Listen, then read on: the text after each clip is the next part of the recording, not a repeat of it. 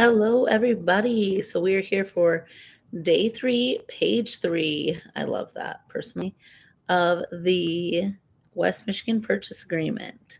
So we are going to go right into it. So, because you guys have waited all weekend for this day 3.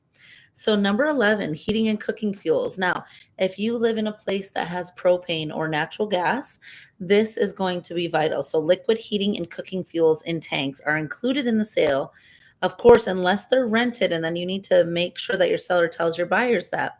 And will transfer to the buyer at time of possession unless usage is metered, in which case it is not included in the sale.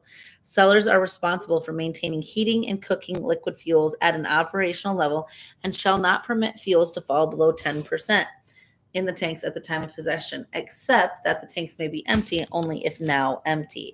So, guys, this means that if you are doing propane and there is 50% of propane in the tank when you're making that offer, then you have to make sure that it's at least 10% at the time of possession. So do your walkthroughs. Your walkthroughs are vital. And then if there isn't any propane or less than 10%, just having your buyers know that they don't need to make sure that it's in there. Assessments. If the property is subject to any assessments, the seller can pay the entire balance, which is what you should pick, in my opinion. All assessments are due and payable on or before the day of closing, regardless of any installment arrangements, except for any fees that are required for future connection to public utilities. So, if there is an assessment that is for, they put in a new sidewalks and they're charging everybody an assessment for it in the township, the seller is to pay that off. Maybe it's $5,000 when they sell it. The other option is the seller shall pay all installments of such assessments that become due and payable on or before the day of closing. You don't want to do that. You don't want the buyer then to assume all other installments for such assessments if you can help it. They just would take on that debt already, and it's pretty easy to get the seller to pay it. Now, going into property taxes. Oh, and I want to say one more thing about assessments. You can find these on township websites. You can call the township. Just make sure that you're looking for assessments. Property taxes. The seller will be responsible for any taxes billed prior to those addressed below. Buyer will be responsible for all taxes billed after those addressed below. So, buyers also advise that the state equalized value of the property, which you can find on the township sites, principal resident exemption information, and any other real property tax information is available from the appropriate local assessor's office. Buyers should not assume that buyer's future tax bills on the property will be the same as the seller's. Never assume that. It's never going to happen. And under Michigan law, real property tax obligations can change significantly when property is transferred. So, would you rather have it prorated, calendar year proration, or fiscal year proration? I want you guys to forget about fiscal year because there's only two options, at least where I'm from. There's no proration and calendar proration. So, no proration means that you're choosing whether the buyer or the seller pay all or nothing on the taxes and or paying a certain amount.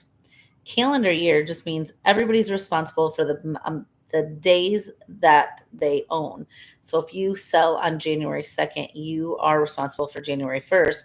Buyer closes on January 2nd. They're responsible for taxes from January 2nd till December 31st, and that will come out of closing. So it's a full number divided by 365 days, and then it's divided by those days, and you have a daily amount, and then the days that you own the property are the days that you have to pay those taxes. Well and septic. Within 10 days after the effective date, either buyer or seller, the buyer is either going to ask the seller or say that they'll do it, will arrange for, at their own expense, an inspection of the primary well used for human consumption, including a water quality test for coliform bacteria and nitrates and septic systems in use on the property.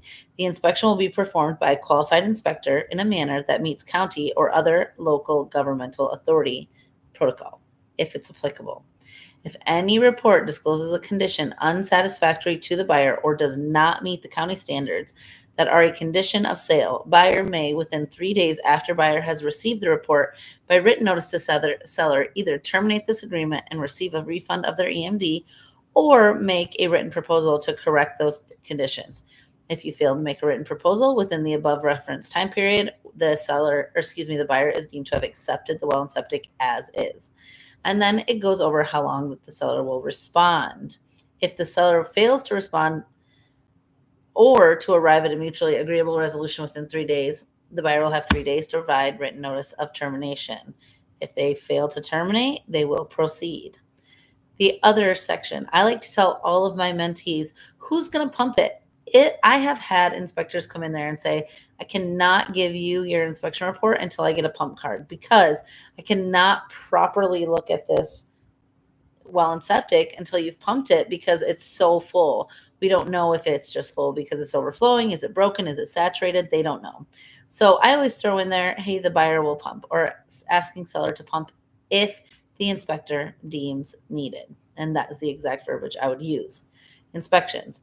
Buyer or someone selected by buyer has the right to inspect the buildings, premises, components, and systems at buyer's expense. Any damage, misuse, abuse, or neglect of any property of the property or premises as a result of inspections will be the buyer's responsibility and expense. Investigations. It is the buyer's responsibility to investigate whether the property complies with applicable codes and local ordinances and whether the property is zoned for the buyer's intended use, whether the buyer can obtain a homeowner's insurance policy for the property at terms and price that are acceptable, and whether or not the property is in a flood zone. Those are all on the buyer. All inspections and investigations will be completed within. Now, everybody does this differently. Some people say 10 days, some people say 5 days. I say 3 days or less, or 5 days or less, depending on your client, but let them know that time is of the essence and everything stops, right? You can send everything you want into your lender. They're not going to order the appraisal. They're not going to get that in motion until after the inspections. Do you really need 10 days? Never have I ever needed a full 10 days. If the results of buyer's inspections and investigations are not acceptable to buyer, the buyer may, within the above reference period, either terminate the agreement by written notice to seller and receive a refund of buyer's EMD, or make a written proposal to correct those unsatisfactory conditions, which the proposal must be in the form of a proposed addendum and must be signed by buyer in order for it to be effective. If buyer fails to make a written proposal within the reference time period, the buyer will have been deemed to accept the property as is. The seller may negotiate with the buyer or by written notice to buyer accept buyer's proposal or terminate this agreement. If the seller fails to respond or to arrive at a mutually agreeable resolution within 3 days after the seller's receipt of any applicable EMD, the buyer shall have 3 days to provide written notice of termination and they will receive a refund of any EMD. If the buyer fails to terminate, just like above, then they will have deemed to accept these inspections and investigations. Come back tomorrow for day 4.